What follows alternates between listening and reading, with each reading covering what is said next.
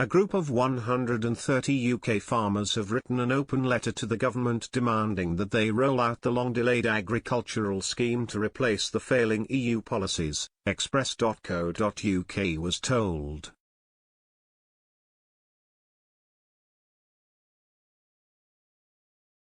Writing to Environment Secretary George Eustice, the farmers demanded the implementation of the Environmental Land Management Scheme, which is the post-Brexit farming subsidy that was slated to replace the EU's Common Agricultural Policy.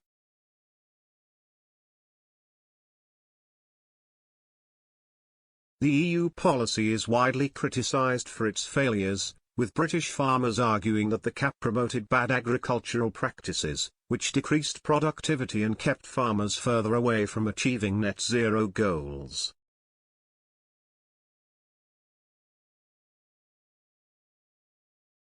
Speaking to Express.co.uk, Dustin Benton, Policy Director of Green Alliance, said, "It's been 6 years since the UK decided to leave the EU, on the explicit promise that this would enable us to restore nature and ditch the really quite bad common agricultural policy."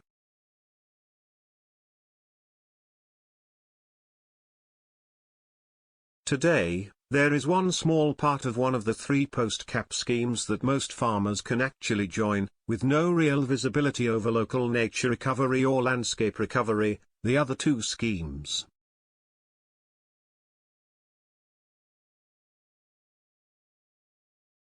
Right now it feels like a promise deferred, at best.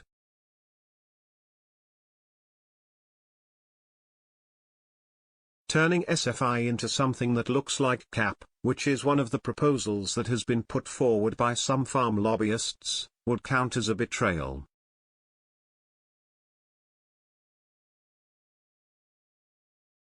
The Sustainable Farming Incentive, SFI, is one of the government's post-Brexit agricultural subsidy schemes with a promise to increase coverage to reach more farmers.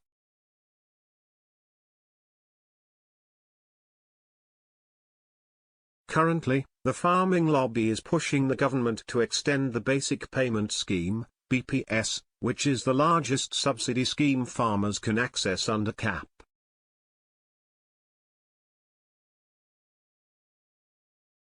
According to an EU Commission report, about 64% of the budget of the BPS is sent to 20% of the farm landowners who own large-scale farms and who already tend to be more massively profitable than smaller farmers.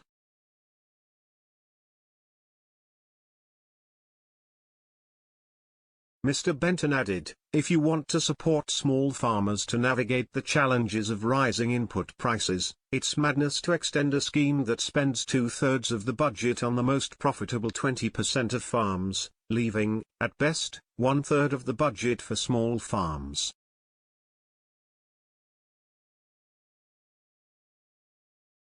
Aside from the benefits only going towards large-scale farmers, the CAP is also criticized for not rewarding farmers who make a rapid shift to net zero, which was a key point in the letter written by the farmers.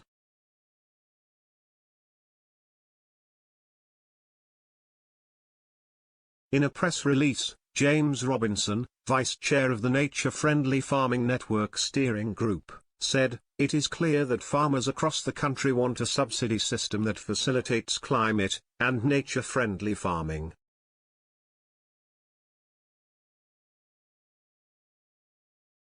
Not just to take greater heed of the environment in what we do, but to build a robust, reliable and secure food system.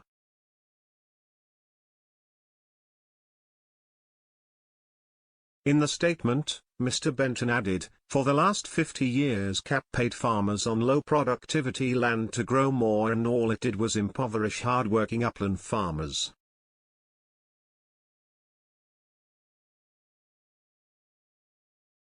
The UK's approach of using landscape recovery and local nature recovery to help farmers on land with lower productivity make money by restoring nature and storing carbon is absolutely the right approach.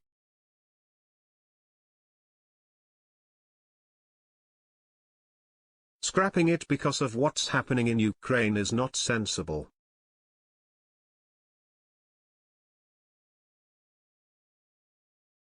A DEFRA spokesperson told express.co.uk, "We have set out comprehensive details of our new schemes, which support profitable food production and incentivize sustainable practices which will benefit the environment."